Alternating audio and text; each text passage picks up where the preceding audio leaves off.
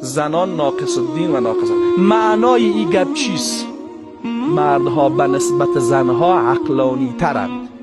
این گپ هرگز به معنای اهانت به زن نیست و برعکس زنها خوب عقل دارن. تو کسی فکر میکنه که زنها بی عقلن، این طور یک مفهومی از این حدیث گرفتن مردود است، بلکه زنها هم عقل دارن هم عاطفه دارن. خو عاطفه زنها به نسبت عقلانیتشان غالب است.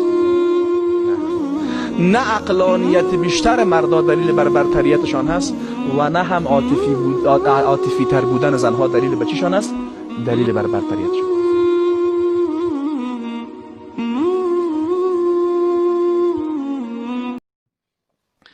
مردها و زنها از لحاظ روحی و روانی با همدیگه متفاوتند.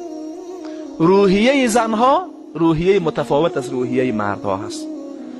خصوصیات زنها متفاوت از خصوصیات مردها است. دقت کنید مثلا غالبا مردها نوعی، اگه این تعبیر ما خطا نبوده باشه، جدیترن از لحاظ روحی، میشه برش بگیم پرخاشگرترن به نسبت زنها که زنها چیان؟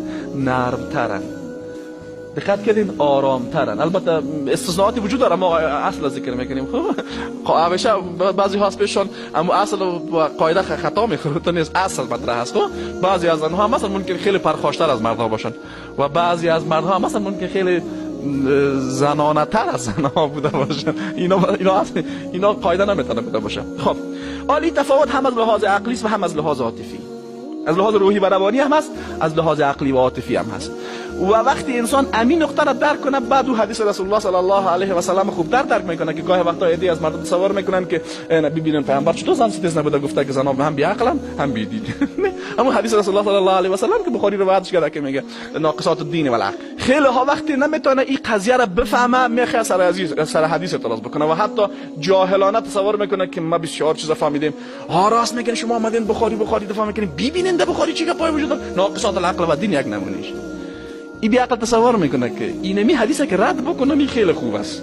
چی میشه؟ اینا ما یک آدم به اصطلاح خوب از طرفدارای خوب فمینیستان میشم دیگه. یک چیزی را که در اسلام نباید میبوده که حال حسن ما دور کردیم، یک افتخارم به اسلام بخشیدیم، در حالی که وجودی حدیث خودش در حقیقت نکات بسیار بزرگی را برای انسان بیان میکنه در مورد اندیشه اسلامی. او چیست؟ الله تبارک و تعالی بر زن و مرد، برای هر دو هم عقلانیت داده هم عاطفه داده.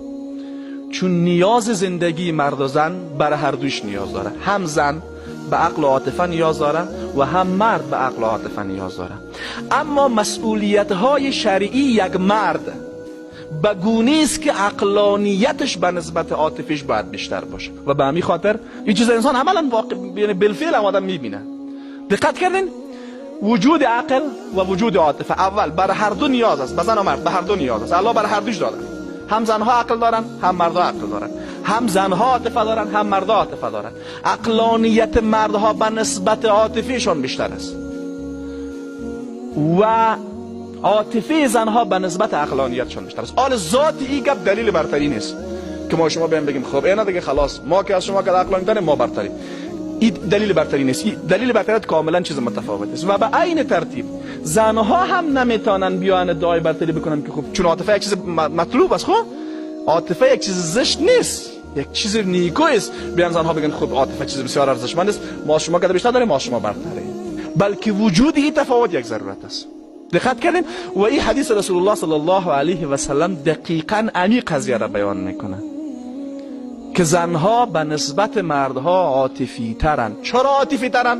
به خاطری که مسئولیت هایشان مسئولیت های عاطفی است. غالبا بستر مسئولیت های مرد از دید اندیشه اسلامی اجتماع هست و انسان در اجتماع نمیتونه عاطفی برخورد بکنه، باید عقلانی تعامل شود. تعامل اجتماعی یک تعامل چیست؟ یک تعامل عقلانی است. دقت کردین؟ اما بیشترین حوزه مسئولیت های زنها از دید اندیشه اسلامی کجا هست؟ خانواده. و خانواده یک بستری است که نیاز به عقلانیت داره، اما اساس روابط بر مبنای عاطفه استوار است و زن باید همینطور عاطفه داشته باشه. اگر زنها عاطفه بیشتر نمی داشتن، مسئولیت هایی که الله متعال برشان سپرده بود اونها را ادا کردن نمیتونستن، این سرشان ظلم بود. به عنوان مثال یک مثال همیشه ذکر میکنیم، این بسیار واضح است برای فهم مطلب. شما ببینید مسئولیت پرورش زن با مسئولیت پرورش طفل به عهده چیست؟ به عهده زنها هست. این یک مسئولیت عاطفی است و کسی میتونه این مسئولیت را خوب ادا بکنه که عاطفی تر باشه به نسبت عقلانی تر. به عنوان مثال یک طفل نصف شب میخیزه گریه میکنه، حالا تو اینمی طفل را باید آرام بکنی، این نیاز زندگی بشر است، اگه تو را پرورش بدی زندگی بشر قطع میشه. چی چیزی میتونه تو را کمک بکنه به این که عاطفیت به اندازه از عقلانیتت هم کده بالاتر بوده باشه. چون نمیتونی تو اینمی معضله را از لحاظ عقلی حل بکنی. مثلا طفل 1 ساله 2 ساله شب گریه میکنه، تو را بشونی میشی و بچه شروع کنی برش فلسفه را، تو در وقت باید گریه نکنی، نصف شب است، مرا از خواب بیدار میکنی، 5 دانه کتاب فلسفه را برش بخونی، تو طفل چی میکنه؟ گریه کده میکنه. آره اینجا اینمی عقلانیتی که تو داری چی به دردت میخوره؟ برعکس از لحاظ عقلی نه، وقتی شما برای یک نفر استدلال بکنین نفهمه اعصابت خراب بشه دیگه. تو میخوای پرخاش بکنی، نه نمیشه. چی باید بکنی؟ تو چی باید بکنی؟ باید عاطفه داشته باشی که با وجود از اینکه اینمی طفل در نصف شب خسته یک کار ظاهرا از لحاظ عقلی کار غلطی کرده، تو بر مبنای کمال عاطفه زنانه‌ای و مادر بودن تو را در آغوشت بگیری و با کمال عاطفه او را آرام بکنی. استدلال عقلی اینجا جایی نداره دیگه. حالا اگر همین تفاوت نمی بود چی؟ اگر همین تفاوت نمی بود چی میشد؟ یک نفر بگه خوب تفاوت نمی بود. دقت کردین مرد نمیتونه اینمی مسئولیت خود خوب ادا بکنه. نه یک دفعه یک دو سه دفعه چی بزنه خواهد دیگه خیلی لغتی داره بانه ما چی میدونی این وقت اگه زنم میکنه میگه یک دفعه یک بار بذار که لغت دو طرف خود نه زنم دو طرف. خب زندگی بشر چی میشد؟ به هم میخورد. و میخواد غالبا مردان دیده باشه نه ولو اتفاق خیلی دوست هم داشته باشه نصف شب ناراحتی بکنه زور آدم میته.